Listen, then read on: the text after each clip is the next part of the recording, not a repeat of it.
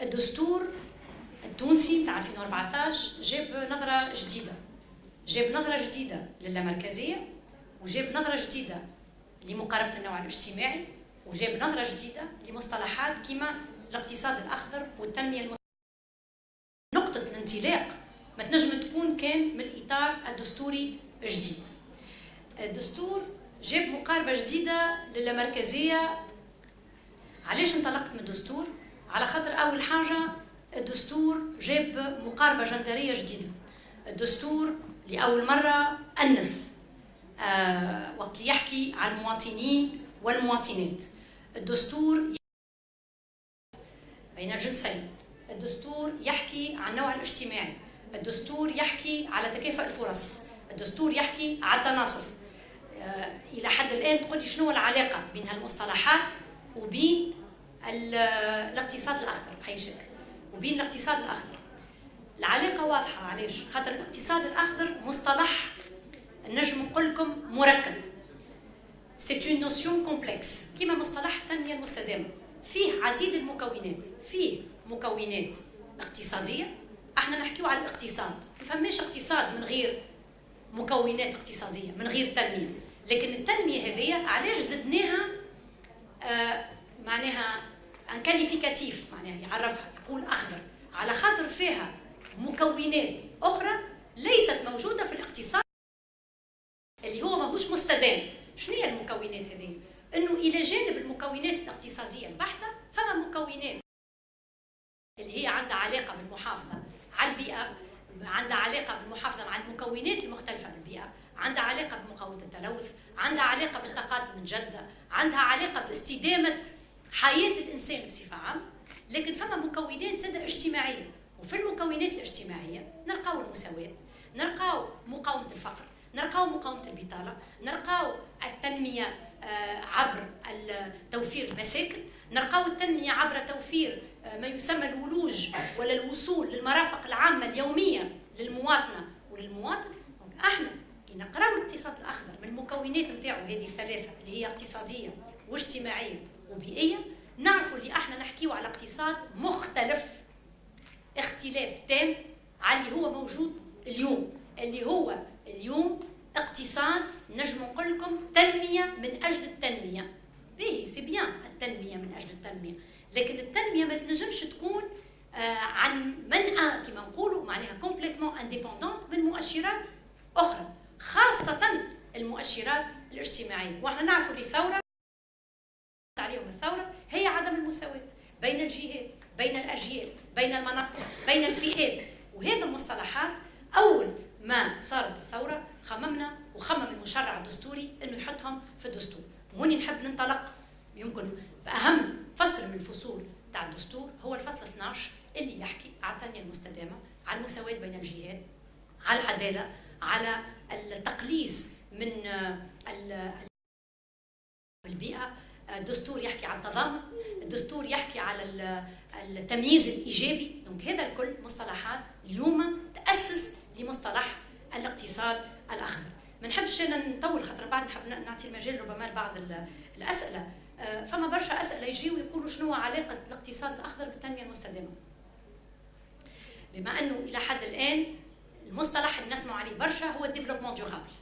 أولا التنمية المستدامة مصطلح أقدم من الاقتصاد الأخضر. الاقتصاد الأخضر مصطلح نوعا ما حديث. تعرفوا اللي في اللقاءات الدولية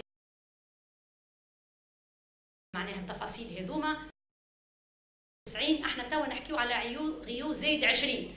دونك الامور تطورت برشا بين غيو في اللقاء الدولي اللي نحكيو على التنميه المستدامه وبين تو غيو زايد 20. دونك من 2012 ظهر مصطلح ربما معقد اكثر من التنميه المستدامه، لكن يقرب له. نقولوا اللي الاقتصاد الاخضر هو يحقق التنميه المستدامه، معناها سي اون كومبوزونت من التنميه المستدامه. المشرع التونسي وزاد السياسي التونسي مشى في الاطار هذا. عليه؟ على خاطر كي نشوف على المستوى الوطني مثلا في 2017 سمعتوا بالوثيقه التوجيهيه للتنميه 2016 2020 اللي تم المصادقه عليها بقانون. الوثيقه التوجيهيه هذه اللي فيها سياسه الدوله على المستوى الوطني كرست مصطلح الاقتصاد الأخضر في علاقته بالتنمية. أول نجم نقول لكم نص يحكي عن الاقتصاد الأخضر في علاقته بالتنمية، لكن الوثيقة هذه هي وثيقة وطنية، خاطر الاقتصاد الأخضر هو أولا يكون في سياسة وطنية، c'est une politique publique، c'est une stratégie publique. لكن الاقتصاد الأخضر ما ينجمش يقتصر على المستوى المركزي، مستحيل. الدولة مركزيا ما تنجمش تعمل تنمية وحدها، على ذلك فما اللامركزية، وخيار اللامركزية هو خيار دستوري. على ذلك الخيارات اللي عندها علاقة بالاقتصاد الأخضر لازمها ترجمة على المستوى الترابي، لازمها ترجمة على المستوى المحلي، لازمها ترجمة على المستوى اللامركزي. وهوني تظهر العلاقة بين الاقتصاد الأخضر وأهدافه وبين الاقتصاد الأخضر وتطبيقاته على المستوى الواقعي، وهي تطبيقات ما تنجم تكون كان على المستوى الترابي ولا مركزي. معناها ليتا n'a pas le choix، ما عندوش خيار آخر، لأنه أولا خيار اللامركزية هو خيار دستوري، ثانيا من حيث الإمكانيات والوسائل ما نجموش نعملوا اقتصاد أخضر من المركز، مستحيل، باعتبار أن الاقتصاد الأخضر من أهدافه هو جعل من التنمية المحلية اللي باش تقوم بها البلديات والجهات والأقاليم، واللي باش يقوموا بها المواطنين والمواطنات على المستوى المحلي، ما تنجم تكون كان في مناطقهم. الدولة تعاون، الدولة تصور خيارات، الدولة الدعم، لكن ما تنجمش هي تعمل اقتصاد أخضر من المركز. دونك هوني تظهر العلاقة بين اقتصاد أخضر لا مركزية، وبعد باش نمشي للنوع الاجتماعي. عليه تقول لي شنو علاقة لابروش جون بالاقتصاد الأخضر؟ الدراسة هذه ما تنجمش ما تخصصش جزء للعلاقة بين الاقتصاد الأخضر واللامركزية والنوع الاجتماعي، لسببين على الأقل. أولا أن النوع الاجتماعي جابوا لنا دستور، واحنا والدايوغ الرابطة عملت قراءة وتحليل جندري للدستور في عديد فصوله. دونك اليوم المقاربة الجندرية ولات معناها حتمية، لكن هي حتمية أكثر وقت نحكيو على الاقتصاد الأخضر. علاش؟ لأنه في الجانب الاجتماعي من ركائز الاقتصاد الأخضر هي مسألة التضامن، التمييز الإيجابي، تحسين ظروف العيش. هذوما الكل مصطلحات تدخل فيهم مقاربة النوع الاجتماعي. خاطر كي نحكيو على المساواة بين الفئات، راهي مساواة بين الفئات بين الأجيال، وراهي مساواة بين الفئات داخل نفس الجيل، وراهي مساواة بين الفئات داخل نفس الجيل في مختلف المناطق، ومساواة بين الفئات داخل نفس الجيل في نفس المنطقة. دونك هنا ما نجموش نحكيو على اقتصاد أخضر دون التأكيد على دور المرأة كفاعلة على المستوى المحلي. قبيلة في التقديم العام قلت لكم المرأة باش تكون فاعلة من ناحيتين، باش تكون فاعلة كناخبة، باش تكون فاعلة كمواطنة تستعمل في المرافق العمومية، نقولوا احنا كونتر بوفوار لوكال. عليه؟ خاطرها هي باش تمثل ربما الفئة اللي باش تلعب دور كبير، يما وحدها والا في اطار نسيج جمعياتي، على خاطر وزاد اون جروب منظمين ولا وحدهم، نقصد كمواطنه محليه، وايضا في اطار النسيج الجمعياتي، وتنشوفوا كيفاش ينجم يكون الدور هذا. باهي، حبيت نقول مساله اساسيه. احنا وقت نحكيو على فما سؤال تقني هوني، انا عندي اخضر وهو لون اخضر كالاقتصاد الاخضر، ولا اصفر ولا لا؟ باهي، دونك حبيت نقول لكم اللي انا اختياري كان اخضر، دونك هوني قاعد اصفر، مساله تقنيه مره اخرى. حبيت نوريكم هنا كيفاش اللي السياسات اللي متعلقه بالاقتصاد الاخضر هي سياسات عندها علاقه بالحياه اليوميه للمواطن والمواطنه، عندها علاقه بالتهيئه الترابيه، عندها علاقه بالنقل، عندها علاقه بالسكن، عندها علاقه بالطاقات، عندها علاقه بالتصرف في النفايات، عندها علاقه معناها بالبطاله، عندها علاقه بالثقافه، بظروف العيش، بالراحه اللي تعيشها المواطنه والمواطن على المستوى المحلي. دونك اللي يقول ايكونومي فيرت راهو مرتبط بمختلف مكونات الحياه اليوميه للمواطن والمواطنه. فما مصطلح اليوم نجم نقول لكم على مود اكثر من الاقتصاد الاخضر. اليوم ولينا نحكيو على المدن الذكيه، لي فيل انتيليجونت والا لي فيل ابرونونت. معناها المدن سايي معناها مستدامه، ما عادش مدن مستدامه، ما عادش مدن نحكي لكم على المستوى الدولي والقانون المقارن، ما عادش مدن ماشيه نحو الاقتصاد الاخضر، ولات مدن تسمى ذكيه. سي دي فيل انتيليجونت. كيفاش احنا باش نعملوا بالمدن نتاعنا مدن مستدامه معناها تتجه نحو الاقتصاد الاخضر لتكون ذكيه؟ باش نتساءل في الدراسه هذه الاطار القانوني الحالي او المنتظر، خاطر انا عندي اطار قانوني منتظر اللي هو مجله الجماعات المحليه اللي هي اليوم قاعده تدرس صلب مجلس نواب الشعب، وان شاء الله يرجع يخدم فيها، على خاطر عمل نوع من التاخير بما انه كان مهتم بقانون الماليه. لكن اليوم مشروع المجله سي اون اورجونس، حتى هو لازم يكون فيه فعلا استعجال نظر باش نكونوا من الناحيه القانونيه حاضرين على الاقل للانتخابات. الاطار العام للدراسه هذه باش يوري وين الاقتصاد الاخضر في المنظومه القانونيه في تونس. بيان سور بعد ما نحكيو على الاساس اللي هو الدستور اللي تحدثت عليه، باش نمشي للمجله في حد ذاتها. هل تؤسس فعلا لمقومات الاقتصاد الاخضر؟ المجله 63 فصل اكثر شوي، عندها المكان على الاقل من الناحيه الكميه باش تحكي على الاقتصاد الاخضر. لكن فما ملاحظه اوليه، كلمه الاقتصاد الاخضر مذكوره مره برك في المجله. كيف وصلت؟ بالسيف وصلت علاش؟ على خاطر كان فما نسخ قديمه من مشروع المجله، تعرفوا اللي هو عرف عديد النسخ، بليزيور فيرسيون، بدلوا هذيا، زيد هذيا، نقص هذيا. من الحاجات اللي نقصوا وعرفوا تراجع هي البعد البيئي بصفه عامه. البعد الجندري لا تحسن، طوميو. البعد البيئي دونك في علاقه بالاقتصاد الاخضر عرف تراجع. دايوغ انري شبول اللي انا زاده نشكرهم طلبوا دراسه حول مكانه البيئه في مختلف مشروع مجله او مختلف مشاريع المجله تاع الجماعات المحليه، والدراسه ورات ان البعد البيئي تراجع.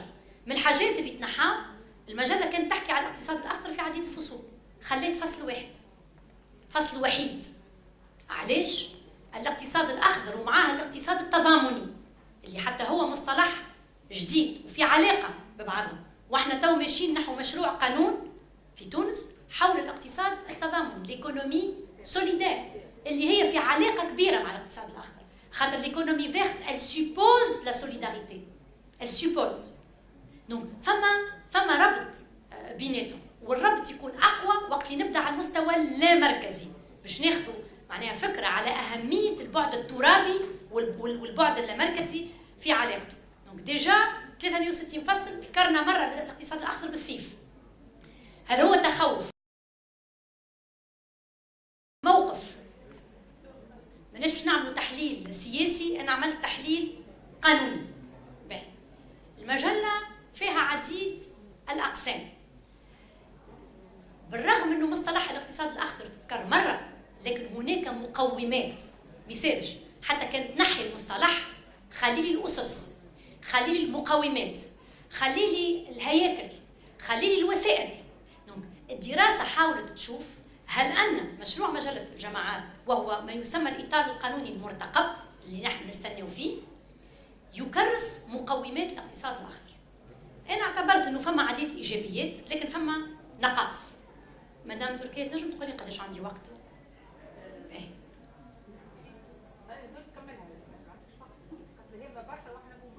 باهي باهي داكور. باهي باش نبدا يمكن بشرح الاسباب. تعرفوا لي شرح الاسباب نتاع مشروع قانون هو علاش هالمشروع جاي. معناها يفسر لنا علاش المشروع. من شرح الاسباب فما مقومات هامه عندها علاقه بالاقتصاد الاخضر. نقرا لكم: تستوجب اللامركزيه ارساء منظومه تقر للجماعات بوظيفه تنمويه. الوظيفه التنمويه شبيها؟ تاخذ بعين الاعتبار مقتضيات الدستور، ومن اهمها التخطيط العمراني، التهيئه العمرانيه، حمايه المحيط، التضامن بين الاجيال والفئات والجهات، ومشاركه المجتمع المدني. انا نعتبر انه شرح الاسباب من المنطلق نتاع المشروع فيه مقومات الاقتصاد الاخضر، يحكي لنا على التنميه، يحكي لنا على البعد البيئي، يحكي لنا على المشاركه، يحكي لنا على الحوكمه، يحكي لنا على التضامن والمساواه بين الاجيال والفئات. يعني حتى البعد تاع النوع الاجتماعي il est supposé. donc déjà من شرح الاسباب فما نيه نعتبروها ايجابيه نحو الاقتصاد الاخضر. بيان سور المجله تتكلم بطريقه اسهل على التنميه المستدامه اكثر من الاقتصاد الاخضر، ربما لانه مصطلح التنميه المستدامه معروف اكثر لدى المشرع. يحكي اكثر على التنميه المستدامه يقول خاطر يعرفها اكثر. انا نقول هكا، انا كنت عضوه من مشروع مجله الجماعات المحليه. فما مصطلحات يقلقوا من الاول ومن بعد تقبلهم اللجنه، مع الملاحظه اللي اللجنه فيها 5 رجال وانا المراه الوحيده، ونجم نقول لكم اللي هما قبلوا مقاربه النوع الاجتماعي على خاطر الكود تطور من الناحيه هذه، تطور نحو اقحام مقاربه النوع الاجتماعي. لكن في المسائل اللي تهم التنميه والاقتصاد الاخضر كان فما تخوف احيانا من الوزاره، ساعات فما تخوف من جهه المبادره اللي هي وزاره الشؤون المحليه والبيئه، اسمها راهي والبيئه، اللي هي وزاره سونسي اتر ان مينيستير فيغ، دونك il va vers l'économie verte. لكن ساعات يقول لك هالاقتصاد الاخضر يمكن فيه حاجات باش يتكلف ربما على الدوله. الاقتصاد الاخضر موجود في عديد جوانب المجله، باش نبدا من جانب اللي هو تعريف الجماعات. وقت اللي يعرف مشروع المجله يعرف لنا اش معناها بلديه، اش معناها جهه، اش معناها اقليم. ديجا في تعريف الجماعات فما مقومات توري اللي الجماعات اللي باش يجيو، واحنا باش نبداو بالبلديات لانه الانتخابات الاولى انتخابات بلديه وهو خيار، كنا نجموا نعملوا بلديه وجهويه، احنا واحدين في بلديه، مانيش باش معناها نعلق، لكن نبداو بالبلديات. هذوما الجماعات باش يكونوا هما المكلفين السياسات اللي عندها علاقه بالاقتصاد الاخضر. عندنا الدوله على المستوى المركزي، وعندنا البلديات والجهات والاقليم على المستوى اللامركزي. باش نعطيكم مثال، مثلا ناخذ هنا تعريف لمصطلح كيف تعرف المجله البلديه. تقول لك البلديه تسهر على تنميه مجالها الترابي، على تحسين ظروف عيش مواطنيها، على مقاومه التفاوت بين المناطق وبين الفئات. وتقول لك تحقيق تعمل البلديات على كذا وكذا. دونك في تعريف البلديه نفسها عندنا فكره التضامن، عندنا فكره التمييز الايجابي، عندنا فكره انه راهو البلديه ولا دورها تنموي وليس بالمعنى الاقتصادي فقط، تنموي بيئي، تنموي اجتماعي، تنموي. ودخلت القراءه الجندريه في التنميه. سي اون ايكونومي سوليدير. وقت اللي نقولوا تنميه تضامنيه يعني مصطلح التضامن راهو يقحم مقاربه النوع الاجتماعي، وهذا جديد. ونعتبر انه فصول في المجله تربط بين التنميه اللي مكلفه بها البلديه وبين التضامن وبين مقاربه النوع الاجتماعي وتحسين ظروف العيش ومنها البيئيه، خاطر اطار العيش هو بيئي تاع المواطن. شنو هو اطار العيش نتاعو؟ هي ديجا بلديه وجهناها نحو مقومات التنميه المستدامه، اعطيناها الوسائل ولا لا حاجه اخرى، اعطيناها لي مويان، الوسائل الماليه والبشريه ولا لا حاجه اخرى، اما على الاقل اعطينا بعض الوسائل القانونيه عبر التعريف من ناحيه، وتنشوفوا من بعد كيفيه التكريس، ما هي اليات التكريس. خاطر ليكونومي فيرت سو ني با اون نوسيون فقط، ما هيش مصطلح. ليكونومي فيرت نتعداو بها من المفهوم نحو التطبيق، والتطبيق هوني ترابي، خاطرني في اللامركزيه مانيش الفوق في المركز. هذا هو نجم نقول لكم الاشكاليه اللي حبت وحاولت تبرزها الدراسه. لكن البلديات ما همش كهو تعريف، البلديات كيفاش نقولوا اختصاصات. بشنو مكلفه البلديه؟ راهو الاطار القانوني السابق اللي هو اليوم محل تطبيق، خاطر مازلت ما عنديش مجله نافذه ومصوت عليها مجلس النواب، عندي اطار قانوني قدير من اللامركزيه اللي هو اطار قانوني راهو غير دستوري، لانه لم يعد يتماشى مع الدستور، لانه الاطار القانوني القديم واللي هو مازال ينطبق اليوم، انا سميته قديم خاطر نحب يوفى، اما هو قديم ولكنه ساري المفعول اليوم قاعد يتنفذ. على ذاك اختير ياسر كان نتعداو الانتخابات بمنظومه قانونيه قديمه، اختير ياسر عليه خاطرها منظومه قانونيه اولا لا تستجيب لمقومات الدستور، لا للاستقلاليه ولا للبعد الجندري ما فيش، ولا لمقاربه الاقتصاد الاخضر، على خاطر القانون القديم تاع البلديات قانون 75 لا يذكر لا بصفه مباشره ولا بصفه غير مباشره لا التضامن ولا التمييز ولا المساواه، ونعرفوا اللي ما فيش مقاربه جندريه، حتى المواطن يحكي عليه مواطن، ما حاولش حتى يقول مواطن، بالرغم من القانون القديم تنقح برشا مرات من 75 لليوم، حتى مره ما حاول يقحم مقاربه توري اللي المشرع اقتنع بحاجه جديده اسمها مقاربه النوع الاجتماعي. دونك المنظومه هذه لازمها توفى، لازمها تولي قديمه بالحق.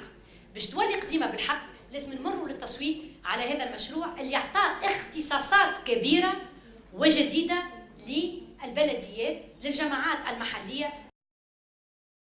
نحب نعطيكم بعض الاختصاصات. ايش تعمل البلديه؟ البلديه تجهز الفضاءات، البلديه تهتم بالمواقع الاثريه، البلديه تقاوم التلوث، البلديه تزين المدن، البلديه تهتم بالنفايات اللي هي حاجات مش قاعده تعمل فيهم توا. تعرفوا بتاعنا واللي يقول بلديات يقول المواطن اللي يعيش في البلديات.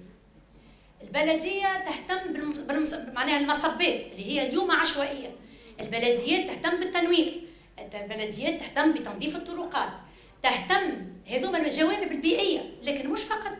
البلديه هي تهتم بالتنميه العمرانيه. ايش معناها؟ هي اللي تهيئ مجالها الترابي باش نعرفوا وين نبني وين ما نبنيش، وين نسكن وين ما نسكنش، وين نتنقل وين ما نتنقلش. البلديات مبدئيا كي تعمل مثال تهيئه بعض الانشطه الملوثه على المناطق السكنيه، هذا الكل من اختصاصات البلديه.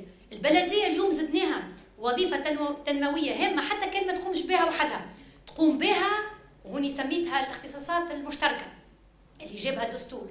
هي اختصاصات تشترك فيها البلديه مع الدوله. علاش؟ كي نقول الدوله معناها السلطه المركزيه، خاطر ما لازمناش ننساو اللي فما مجالات البلديه وحدها سي نورمال باش تستحق المركز. احنا دوله لا مركزيه نعم، لكن لا يعني دوله لا علاقه. السلطه المركزيه تدعم، تعاون، تعطي دي كريدي، تعطي دي سوبفونسيون، اما زاده وقت البلديه تقولها راني مستحقتك لازمها تلقى الدوله. في اي مجال البلديه تستحق الدوله، في مجالات كبيره تهم الاقتصاد الاخضر تنشوفوه وحدها. عليه؟ يا ما خاطر ما عندهاش ما يكفي من الموارد الماليه، ولا ما عندهاش ما يكفي من الموارد. ما ننساوش عنا بلديات جديده، وهوني حبيت نشكر الرابطه ونسيت على الباج دو غارد نتاع ليتود اللي فيها ماذا بيا هاي هقول فيها خريطه تونس. علاش خريطه تونس؟ هي تونس الخضراوي، ما تونس تستحق باش تكون خضراء بالحق. فيها خريطه تونس على خاطر تم تعميم النموذج البلدي. تونس تم تغطيه بالبلديات. وقت اللي احنا باش نقحموا الاقتصاد الاخضر في اللامركزيه، معناها راهو الاقتصاد الاخضر باش يدخل على المجال الترابي الكل تاع الدوله التونسيه، لانه باش يدخل في البلديات الكل، باش يدخل في الجهات الكل نهار اخر، وباش يدخل في الاقاليم الكل. الصندوق هذايا مهم ونعتبره معناها اساسي في الاقتصاد الاخضر، على خاطر بالانتخابات باش نمروا الاقتصاد الاخضر اولا لازم نختاروا عباد اللي في حملتهم خذاو بعين الاعتبار البعد هذا نتاع الاقتصاد الاخضر، على خاطر هو متعدد الجوانب، ماهوش بعد برك. اثنين، اللي على المستوى المحلي لازمنا هياكل منتخبة باش تمارس اختصاصات عطاتها المجلة معناها الإمكانيات لتحقيقها. دونك هي صورة نعتبرها تلخص مختلف مقومات الاقتصاد الأخضر في علاقته بالتنمية. مع شنو تتعامل البلدية مثلا مع الدولة؟ البلدية باش معناها تتقاسم مع الدولة اختصاصات. وقت نحكيو على الدعم التشغيل، البلدية ما تنجمش وحدها تدعم التشغيل، مستحيل، ما تنجمش، هي تستحق المركز. البلدية باش تستحق تمارس اختصاصات مع الدولة في مجال النقل الحضري، خاطر هي ما عندهاش الوسائل الكافية باش تهتم بهالمجال هذا. من الناحية العمرانية أيضا كل ما يخص السكن، من الناحية الثقافية واللي هو بعد هام ومنسي على المستوى المحلي. واحنا نعرفه ثقافيا إذا كانت تخلي المدن الكبرى ما فما حد شيء، الأنشطة الثقافية الكل تصير في هناك معناها نجم نقولوا مقوم أساسي في هذا المجال اللي هو المقوم اللي عنده علاقة بالبعد الثقافي. نحب نأكد على علاقة الاقتصاد الأخضر بالتنمية المحلية. فما فصل نحب نقرأه لكم.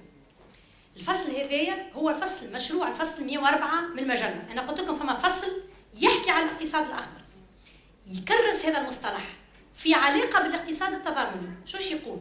تعمل الجماعات المحلية ذاتية جهة وإقليم على دعم الاقتصاد الاجتماعي والاقتصاد التضامني والاقتصاد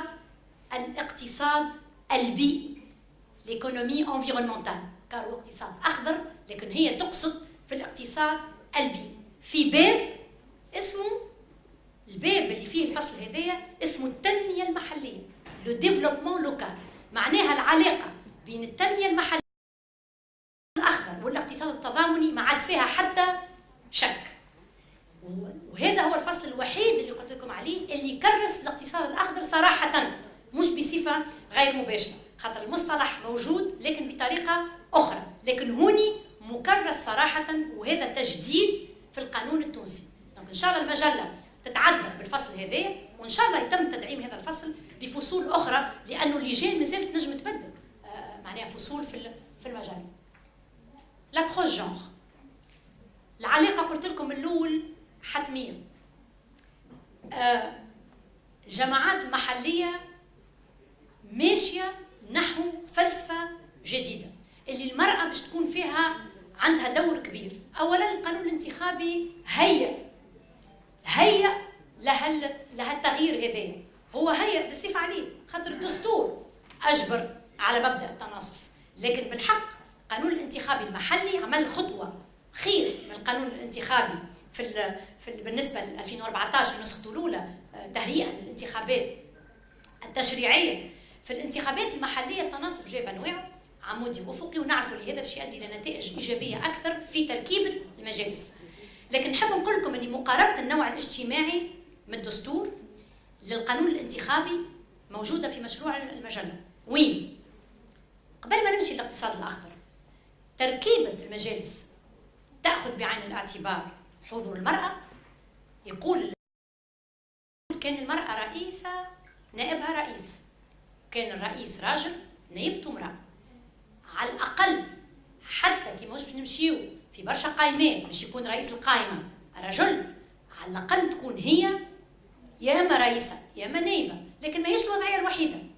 راهو المجلس البلدي اللي احنا ماشيين له ما فيش كان رئيس وفيه لجان، فيه هياكل أخرى، واللجان عندها دور كبير خاطر هي اللي تحضر العمل، هي لجان استشارية لكن هي تحضر العمل للمجلس. القرارات تعدها لجان وياخذها المجلس. اللجان متنوعة وعديدة، واللجان يشجع مشروع المجلة انه في تركيبتها يقع احترام ايضا مبدأ التناصف. دونك ديجا المجلس بين بعضه لازم يتفاهم باش في اللجان ناخذ بعين الاعتبار الاختصاص بيان سور، لكن زاد مبدأ التناصف. ما نعرفش كان تعرفوا اللي فما لجنة جديدة ما هيش موجودة في قانون 75، مستحيل كان يخمم فيها لا في 75 ولا حتى في تنقيحاته، اسمها لجنة تكافؤ الفرص والمساواة بين الجنسين، وهي لجنة قارة صلب المجلس البلدي. اسمها la commission permanente d'égalité des chances de l'égalité et de l'équivalence des chances. هذه باش نجم تكون عندها دور كبير في شنو؟ اللجان باش يخدموا بعضهم. عندنا اللجنه نتاع التنميه، وعندنا اللجنه نتاع البيئه، وعندنا اللجنه نتاع تكافؤ الفرص، هما باش يخدموا بعضهم. دونك اللجان هذه كي باش تخدم بعضها باش تحقق اهداف عندها علاقه بالاقتصاد الاخضر. ثلاثه جوانب بسرعه باش نركز عليهم. في علاقه بالقراءه الجندريه. الجندر ومخطط التنميه المحليه. الجندر والميزانيه الحساسه للنوع الاجتماعي، ومبدا التمييز الايجابي في علاقته بالتضامن. على خاطر احنا راهو التمييز الايجابي ماهوش تمييز ايجابي كان بين الجهات، فما تمييز ايجابي في بعض الحالات بين الجنسين. C'est une discrimination positive. علاقة النوع الاجتماعي بالمخطط نتاع التنمية المحلية. تعرفوا اللي مخطط التنمية المحلية باش تعدوا كل جماعة، وهوني باش ناخذ مثال البلدية خاطرنا ماشيين نحو انتخابات بلدية، باش تحط فيه برامجها، باش تحط فيه المجال الاجتماعي، باش تحب تعمل على المجال البيئي، باش تحب تعمل في المجال الاقتصادي. عندنا فصل في المشروع اللي نعتبره ثوري حتى هو، يقول اللي في إعداد المخططات متاعها هذه متاع التنمية الجماعات تأخذ بعين الاعتبار المساواة بين الجنسين في المخطط متاع التنمية. معناها l'intégration de l'approche genre dans le plan de développement اللي يعدوه المجالس. عاد تابعوا معايا، المجالس في التركيبة باش يكون فما نساء، المجالس باش تخدم مع لجان، منها لجنة اسمها تكافؤ الفرص. ديجا في الأساس عندي بعد باش يساهم في إقحام النوع الاجتماعي. أكثر من ذلك، المشروع يقول اللي الجماعات تأخذ بعين الاعتبار المساواة، ويزيد ويقول اللي الدولة تدعم. ماني قلت لكم البلديات ما تنجمش تخدم من غير دولة، ما نغلطوش، لا مركزية لكن الدولة تبقى موجودة في الدعم. في الدعم الدولة تقعد موجودة من الناحية المركزية باش تدعم، باش تساعد، باش كي يدوروا لها يقولها نستحقوا تقولها الله يبارك. فما رقابة نعم، لكنها رقابة تقعد خفيفة يمكن نرجع عليها من بعد. وهوني الدولة عندها دور في الرقابة خاطرنا دولة موحدة ماهيش باش تولي فوضى. استقلالية نعم، لكن دائما في إطار معناها وحدة الدولة باش ما يهددش المبدأ الوحدة اللي هو مكرس في الدستور. في نفس الوقت البعد النوع الاجتماعي ديجا مكرس صراحة في علاقة البلديات وعند إعداد المخططات نتاع التنمية. شوش تقول؟ تقول المجلة تقول اللي الجماعات تسعى، ما سي فري كو تسعى فيها وعليها، ما عندناش صبغة إلزامية، أما بالحق الدستور يقول تسعى الدولة إلى تحقيق التناصف، ولكن التناصف بمجرد هذا السعي وصلنا لتناصف أفقي وعمودي في معناها في القانون الانتخابي. دونك السعي ساعات يهز النتيجة، ميمسي فما بذل عناية وتحقيق نتيجة. لكن المجلة نحب نقول لكم راهو المشرع كي يكتب تسعى مش عليه هكا شوية ما يحسش، لا كي يكتب تسعى ما يخافش، كي يكتب تلتزم يخاف. دونك احنا شو نقولوا نبداو بتسعى ومن بعد نحطوا كل الظروف الملائمه باش يكون سعي فريمون معناها الزامي، ونحطوا البيئه المناسبه باش تسعى فعلا حتى لنوصلوا للنتيجه. خاطر فما امور راهي تصير شويه بطريقه معناها بمرحليه كما صار في التناصب. شو يقول اللي الجماعات تسعى باش لمساعده الاشخاص ذوي الحاجيات الخصوصيه وبدون سند عائلي والأطفال والنساء ضحايا العنف. نجم نقول لكم سي اون بروميير في القانون التونسي منذ القانون الشامل حول العنف ضد المرأة، انه نص قانوني يكرس علاقة الجماعات المحلية. راني انا في اطار لا مركزي، مانيش الفوق، مانيش في المركز. علاقة الجماعات المحلية بالنساء ضحايا العنف، معناها سي ان بوان يعتبر c'est un détail pour certains. اما هوني بالنسبه لينا il est très important.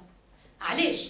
على خاطر الجماعات المحليه ناخذ البلديات، شكون يعرف المكونات نتاع المنطقه نتاعو؟ البلديه. كيما قبل كان العمده تعرفهم واحد واحد، شكون يخدم وشكون ما يخدمش، وشكون اللي متعرف للعنف، وشكون اللي ولده عنده معناها صعوبات ولا بنته ولا. توا البلديه باش تحاول تقرب اكثر لمختلف الشرايح، لكن مع شكون باش تخدم؟ لازم تخدم مع الجمعيات، هي اللي باش تسهل الربط بين البلديه وبين المتساكنين نتاعها. تقول اللي البلديات باش تتعاون مع المعهد نتاع الاحصاء، خاطر سي اون ستركتور عندها لي شيفر اون جينيرال اكtualisé، خاطر عندنا مشكل تحيين احنا الاحصائيات. اما ساعات تلقى جمعيه عندها دي شيفر اكثر من معهد، دونك باش تتعامل مع النسيج الجمعياتي باش تنجم تقرب اكثر لمشاكل ومشاغل مكونات المجتمع. دايوغ المجله تقول اللي هي تنجم تعمل، البلديه تنجم تعمل مشاريع مع جمعيات مثلا حول تسيير لي سونتر داكوي، وهو موجود هوني تدعيم دور الجماعات المحليه. سي نوفو خاطر سيتي او نيفو سنترال مع الوزاره باغ اكزومبل، مع جمعيات على المستوى الوطني، بالرغم اللي توا فما انفتاح على جمعيات في الجهات. هذه فصول تؤسس لادماج مقاربه النوع الاجتماعي في جزء عنده علاقه بالعنف اللي هو جزء دقيق، في علاقه باللامركزيه. بالنسبه للميزانيه الحساسه للنوع الاجتماعي، واللي هوني الرابطه عملت عديد لمحال معناها الحصص والتكوين حول هذا المصطلح جديد واللي يمكن ماهوش معروف برشا، اللي مشروع مجله الجماعات المحليه فيه فصل يقول تعتمد الجماعات المحليه على مقاربه النوع الاجتماعي عند اعداد الميزانيه. سي بريسك اون ديفينيسيون كلير دو بودجي سنسيبل او جونغ. بالحق ما تقولش كيفاش، بالحق، لكن كيفاش ماهوش سر. il y a des guides اللي هما معناها موجودين في القانون المقارن، والا تنجم تعملهم الجماعه المحليه باش تشوف كيفاش تاخذ بعين الاعتبار في البودجي، في الميزانيه، الحاجيات تاع النساء. الميزانيه ما لازمهاش تكون نوتر، سي فيني بارابور او جونغ. لا، لابد من بيان سور فما موارد وفما حاجيات تخص الجنسين، لكن لا سنسيبيليتي او جونغ ولات مساله حتميه. والمجله القانون الجديد اللامركزيه حسب المساله هذه واقحمها صراحه، خاصه انه ربطها بمساله اخرى اللي هي الميزانيه التشاركيه، اللي هي طريقه لاقحام الحاجيات تاع النوع الاجتماعي عند الاعداد. دونك ديجا انت وقت تشارك المواطنات انت باش تنفتح لحاجياتهم ولمتطلباتهم.